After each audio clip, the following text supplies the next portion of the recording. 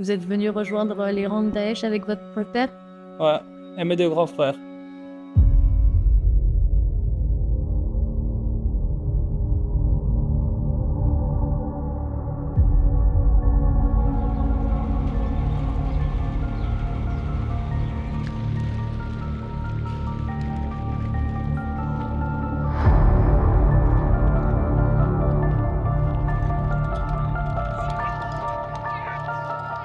Ce qui est impressionnant quand j'arrive à Roge, c'est cet immense camp en plein désert entouré de barbelés, une prison à ciel ouvert.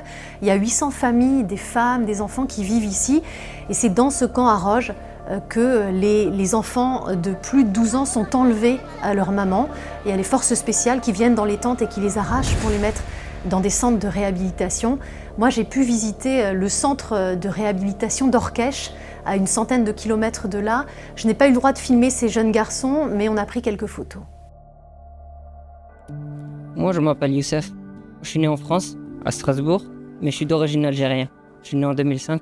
Je suis venu ici en Syrie à peu près 10 ans, 11 ans. Et je suis venu petit avec ma famille, mon père et ma mère et mes frères et mes sœurs.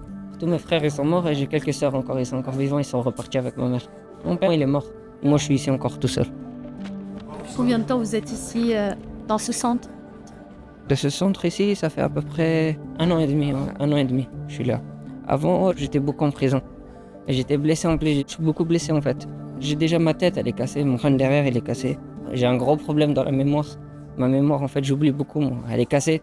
J'ai beaucoup des débris dans mon corps. Ma main, elle marche pas déjà. J'ai ma main, elle est cassée, elle marche pas. Elle est morte. J'ai été tapé par l'avion. Aujourd'hui, je me sens vraiment beaucoup triste. J'en ai marre de tout ça et j'en ai marre de la vie, en fait. Ça fait combien de temps? J'ai juste envie qu'ils me ramènent chez ma famille, chez ma mère. Moi, je sais pas pourquoi. J'attends à chaque fois, je parle avec le responsable, avec le chef.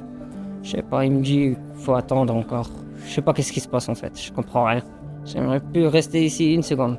Partir d'ici et c'est tout. Rejoindre ma famille et continuer ma vie et khalas. Dans ce centre d'Orkesh, il y a 147 garçons âgés de 12 à 21 ans et venus du monde entier qui sont détenus ici. Ils sont enfermés 19 heures sur 24 et ils se retrouvent pour manger ensemble, comme ce moment-là où ils avancent vers la cantine. Je m'appelle Ilyes, j'ai 19 ans à peu près. Je suis né en France, à Bastia, en Corse. Je suis d'origine marocaine, mais j'ai vécu toute ma vie en France, au Mans. Mon père est du Mans, il nous a pris en Turquie. C'est là où tout a commencé à changer en fait. Et de Turquie, il nous a fait entrer en Syrie. De changer de France à directement la Syrie, c'est quelque chose un peu de dur à accepter. Quand j'étais en France, j'avais jamais imaginé que j'allais finir mon enfance en fait dans un pays en guerre et pauvre et être séparé de ma famille aussi. C'est mon père qui est responsable. Parce que ma mère, elle était faible et même à ce moment-là, en fait, elle pouvait pas prendre de choix.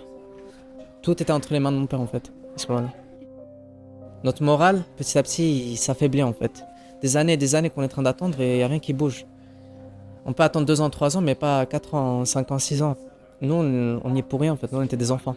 On n'a pas de responsabilité. C'est nos parents qui nous ont ramenés, en fait. Il faudrait pas qu'on mette le tort sur nous. On n'y est pour rien, nous. J'ai envie de dire aux Français, en fait, qui essaient de se mettre un peu à notre place, tu vois, d'essayer de s'imaginer en fait dans quel cas on est nous, comment notre situation et d'essayer de nous aider en fait. Et nous on n'y est pour rien. On veut juste retourner, même si je dois partir en prison en France, je m'en fiche moi. Je dois rester des années et des années dans un centre de déradicalisation, de rester dans un centre de détention, j'ai aucun problème. Du moment que moi je sors de Syrie, j'ai aucun problème. J'ai juste envie de sortir d'ici, de ce cauchemar, et de reprendre le cours d'une vie normale, une vie humaine. Alors, j'aimerais bien retourner en France vite. J'espère que ça va accélérer et j'espère que ça va pas tarder. C'est pas, c'est juste comme ça, à chaque fois on se donne un peu de l'espoir et à la fin en fait il y a que dalle en fait. Les Kurdes nous ont autorisé à voir un autre centre de réhabilitation, le centre Ouri, un peu plus vers la frontière avec l'Irak. Il y a un seul Français qui est détenu et vous allez l'entendre, il oublie un peu sa langue natale, mais depuis 1 an, il joue du classique. C'est bien de trouver quelque chose que t'aimes à faire. Ça m'aide, tu vois. C'est quelque chose de différent. Tout le monde aime écouter des musiques, tu vois, mais c'est différent quand c'est toi qui les joues. Le plus que j'aime, c'est Frédéric Chopin. Asadoullah, Asadullah. Ouais, j'ai 18 ans. Ouais, je suis un Français, origine de Tchétchène. Mon père est un Tchétchène, ma mère est une Tchétchène. Mais c'est moi le Français, peut-être parce que je suis né là-bas ou j'ai le passeport. Je vais tout le temps me sentir en français, tu vois. Tous mes mémoires sont là-bas. Et donc vous venez de Paris? Vous Ouais. venez d'où à Paris? Brétigny-sur-Orge, je me souviens comment mon père me tapait chaque jour. J'ai pas trop de bons souvenirs là-bas. Ok, en banlieue parisienne. Et qu'est-ce qui vous est arrivé? Moi, mon père a pris une mauvaise décision. Ouais, il m'a ramené ici. Vous êtes venu rejoindre les rangs de Daesh avec votre père Ouais, et mes deux grands frères. et votre mère? Elle est en France. Et elle n'est pas venue. Ils étaient divorcés depuis longtemps, hein. Et vous êtes arrivé ici à quel âge? 9 ans, Et c'était en quelle année?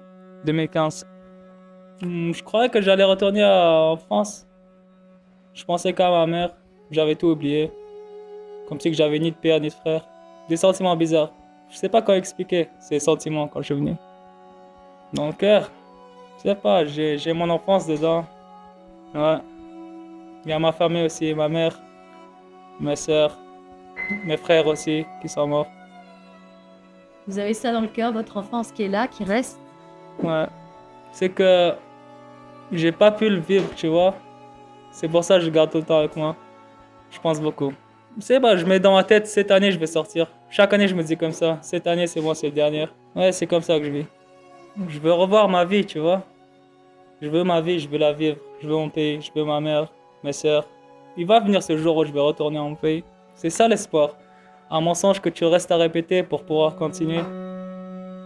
J'ai rencontré les autorités kurdes et pour elles, c'est très clair, ces enfants, c'est des bombes à retardement potentiel. Il faut les déradicaliser, il faut les sortir de l'influence de leur mère. Il faut aussi les protéger. Ce sont avant tout des victimes, des sacrifiés de la guerre. Et il faut leur trouver une solution urgemment parce que la prochaine étape pour eux, dès 21 ans, c'est la prison, la vraie.